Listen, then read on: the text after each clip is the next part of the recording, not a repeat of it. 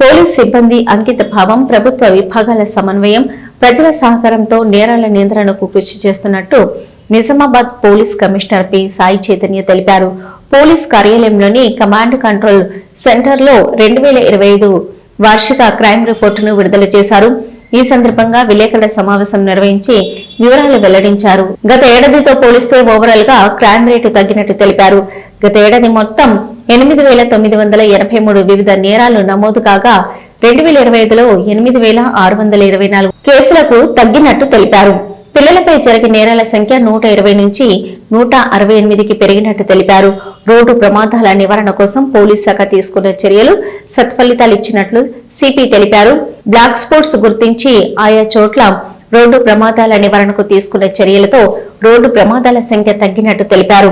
గత ఏడాది మొత్తం 857 రోడ్డు ప్రమాదాలు చోటు చేసుకోగా 353 మంది మృతి చెందగా 782 మంది గాయపడ్డారని, 2025 సంవత్సరంలో 780 రోడ్డు ప్రమాదాలు చోటు చేసుకోగా 276 మంది మృతి చెందినట్టు తెలిపారు. ప్రమాదాలను తగ్గించడంతో పాటు మృతుల సంఖ్యను తగ్గించగలిగినట్టు తెలిపారు. డ్రంక్ అండ్ డ్రైవ్ పై ఉక్కుపాదము డ్రంక్ అండ్ డ్రైవ్ నిరంతరం చేపట్టిన తనిఖీలతో మంచి ఫలితాలు వస్తున్నట్లు తెలిపారు. రోడ్డు ప్రమాదాల నివారణలో సైతం ఈ తనిఖీలు దోహదం చేస్తున్నట్టుగా తెలిపారు. గత ఏడాది మొత్తం 8,410 డ్రంక్ అండ్ డ్రైవ్ కేసులు నమోదు కాగా ఈసారి విస్తృత తనిఖీలతో ఆ సంఖ్య 17,627కు చేరిందని తెలిపారు. మద్యం సేవించి వాహనాలు నడపడంతో వారితో పాటు ఎదుటి వారికి కూడా ప్రమాదకరమని, కావున ఎట్టి పరిస్థితుల్లోనూ ఉపేక్షించబోమని స్పష్టం చేశారు. డ్రగ్స్ పై యుద్ధము రానున్న సంవత్సరంలో కొన్ని లక్ష్యాలతో ముందుకు వెళ్తున్నట్టు సిపి తెలిపారు. ప్రధానంగా డ్రగ్స్ పై యుద్ధం చేస్తున్నామని తెలిపారు.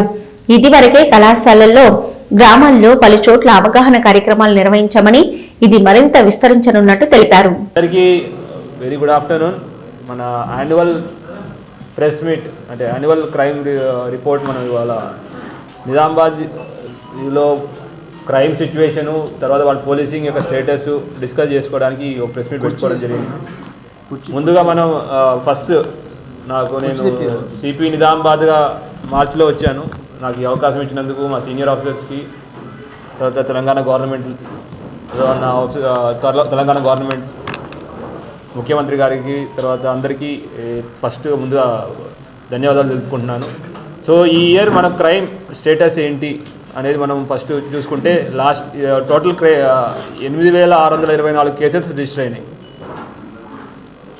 లాస్ట్ ఇయర్తో పోలిస్తే లాస్ట్ ఇయర్ ఇదే టైంలో 8,983 కేసెస్ రిజిస్టర్ అయినాయి మొత్తం ఇయర్లో. ఈ ఇయర్లో మనకి 4% క్రైమ్ రిజిస్ట్రేషన్లో తగ్గుదల ఉంది, అంటే తక్కువ క్రైమ్ రిపోర్ట్ అయ్యింది.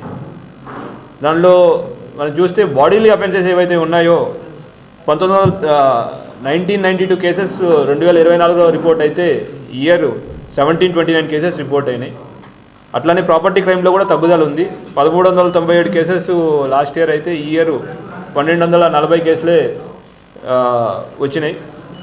కానీ ఇవి మనకి పెరిగిన విషయాలు కూడా, కేసెస్ ఎక్కడ పెరిగినాయని కూడా మనం చూసుకోవాలా. దాంట్లో చూస్తే క్రైమ్ అగెయిన్స్ట్ ఉమెన్లో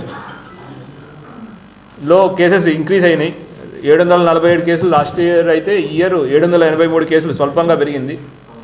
పోక్సో కేసులు 120 కేసులు లాస్ట్ ఇయర్ అయితే ఈ ఇయర్ 168 కేసులు పెరిగినాయి. దీంట్లో ముఖ్యంగా ఎలోప్మెంట్ కేసులు,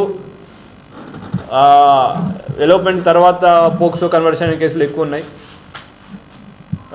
ఇది అంతా మైనర్ పిల్లలు ఎలోప్మెంట్ అయినప్పుడు ఎలోప్మెంట్ అవ్వడం వల్ల ఈ పోక్సో కేసులు మనకి ఎక్కువ కనపడ్డాయి. తర్వాత ఎస్సీ ఎస్టీ కేసుల్లో కూడా తగ్గుదల ఉంది. లాస్ట్ ఇయర్ 107 కేసులు అయితే ఈ ఇయర్ మనకి 83 కేసులే ఎస్సీ ఎస్టీ కేసులు నమోదయ్యాయి. ఈ ఇయర్ నిజామాబాద్లో ఎటువంటి కమ్యూనల్ కానీ రివెంజ్ మర్డర్ కానీ లేదు. సో ఇది మనం చాలా నిజామాబాద్ పోలీస్ వర్క్లో ఇంపార్టెంట్గా చెప్పుకోవచ్చు. ఎందుకంటే ఇంతకుముందు గ్యాంగ్ వార్స్ ఇవన్నీ ఉండే, గ్యాంగ్ మర్డర్స్ ఉండే. ఈ ఇయర్ మనకి ఎటువంటి లేకుండా మనం పీస్ఫుల్గా క్లోజ్ చేసుకోగలిగాం. బట్ అటెంప్ట్ మర్డర్ విషయంలోకి వస్తే కింద రాను. ఇప్పుడు అటెంప్ట్ మర్డర్లోకి వస్తే మనకి అటెంప్ట్ మర్డర్ కేసెస్ ఇంక్రీజ్ అయినాయి. 62 నుంచి 101 అయింది. ఇది ఎవరైతే రౌడీ ఎలిమెంట్స్ వాళ్ళ యాక్టివిటీస్ని కట్టేలు చేయడానికి మనం చేసుకున్న ఇనిషియేటివ్. దానివల్ల ఎటువంటి ఈ రౌడీ మర్డర్స్ కానీ రౌడీ రివెంజ్ మర్డర్స్ కానీ జరగకుండా మనం ఆపగలిగాం. కిందకి రండి. ప్రాపర్టీ అఫెన్సెస్లో కిందకి రండి అన్న.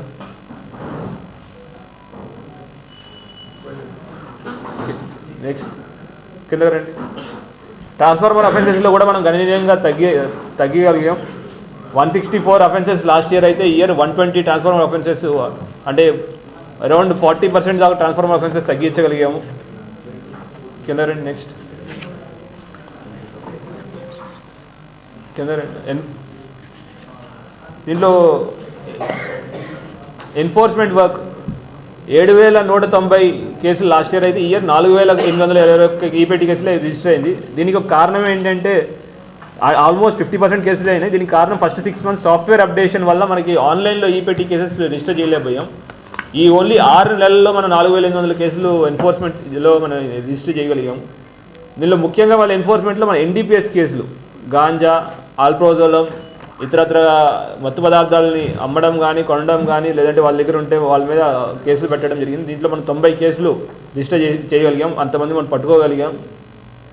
తర్వాత ఇంకొక important thing property recovery miss అయినట్టుంది మనం.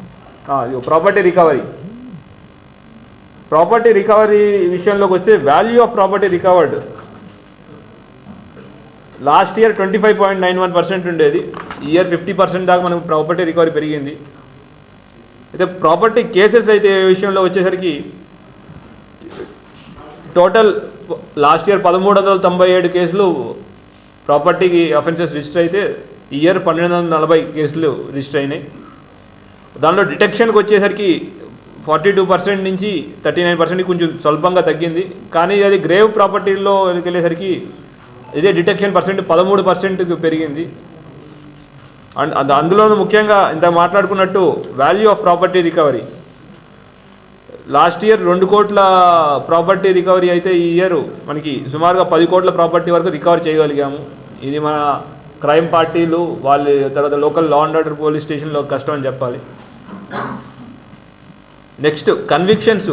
ఎంత కష్టపడినా మేము కన్విక్షన్స్ గురించి ఎండ్ ఆఫ్ డే మేము కన్విక్షన్ గురించి ఎంత మేము చేసే ప్రయాసం అంతా. అందులో భాగంగా లాస్ట్ ఇయర్ లైఫ్ కన్విక్షన్లు అంటే జీవిత ఖైదు 12 కేసుల్లో 20 మందికి జీవిత కారాగారం శిక్ష వచ్చింది. తర్వాత 10 ఏళ్ళు వచ్చేసి 10 years ఇంప్రిజన్మెంట్ 6 కేసుల్లో 6గురికి, 7 years ఇంప్రిజన్మెంట్ 4 కేసుల్లో 4గురికి, ఇట్లా మిగతా మొత్తం 121 కేసులో 219 మందికి జైలు కారాగార శిక్ష విధించడం జరిగింది. దీనిలో మాకు తోడ్పడిన మా ప్రాసిక్యూషన్ వింగ్ ప్రాసిక్యూటర్స్కి, మా కోర్ట్ కానిస్టేబుల్కి, మా ఐఓలకి, సుపీరియర్ ఆఫీసర్ అందరికీ అభినందనలు తెలియజేస్తున్నాను. ఎన్డీపీఎస్ఏ యాక్ట్ కేసుల్లో ఒకటి ఇంటర్ స్టేట్ ఆపరేషన్లో 4 కోట్ల వర్త్ ఫ్యాక్టరీ సూర్యప్రభ ఇండస్ట్రీస్ అనేది ఒక ఫ్యాక్టరీని సీజ్ చేయడం జరిగింది. బోధన్ రూరల్ పోలీసుల ఆధ్వర్యంలో ఇది జరిగింది.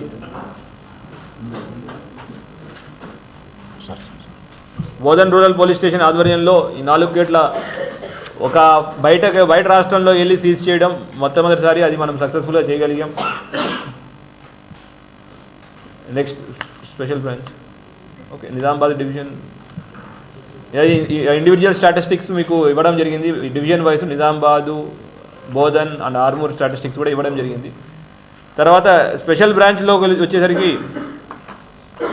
Passport verification, job verification, PBC, PCC ఇట్లా వెరైటీ ఆఫ్ యాక్టివిటీస్ చేస్తూ ఉంటాం. లాస్ట్ 1 yearలో 48,135 అప్లికేషన్స్ను వస్తే 45,662 అప్లికేషన్స్ మేము పాస్పోర్ట్ గురించి ప్రాసెస్ చేసాం. 94.86% ఆఫ్ పాస్పోర్ట్ ప్రాసెస్ అయినాయి. జాబ్ ఇప్పుడు ఈ మధ్య మళ్ళీ పెరిగినాయి. జాబ్ వెరిఫికేషన్స్ 2,004 అప్లికేషన్స్ వస్తే 1,123 డిస్పోజ్ ఆఫ్ అయినాయి. పీసీసీ అండ్ పీబీసీ వీటిలో మొత్తం 1,281 అప్లికేషన్లు ఉంటే మనకు 1,202 అప్లికేషన్లు అంటే 94% దాకా డిస్పోజ్ ఆఫ్ చేసాం. తర్వాత నిన్నే మనం ఒక 410 కేజీల డ్రై గాంజా కూడా డిస్పోజ్ ఆఫ్ చేసాం. ఎప్పటి పాత గాంజా 2015-16లో పట్టుకున్న గాంజా కూడా మనం డిస్పోజ్ ఆఫ్ చేయగలిగాం సక్సెస్ఫుల్గా. అది బయో ఇన్సర్నేటర్ అంటారు. ఎటువంటి పొల్యూషన్ లేకుండా దాన్ని డిస్పోజ్ ఆఫ్ చేయాలా దాని గురించి మనం నిన్న సక్సెస్ఫుల్గా చేసాము ఆపరేషన్ని.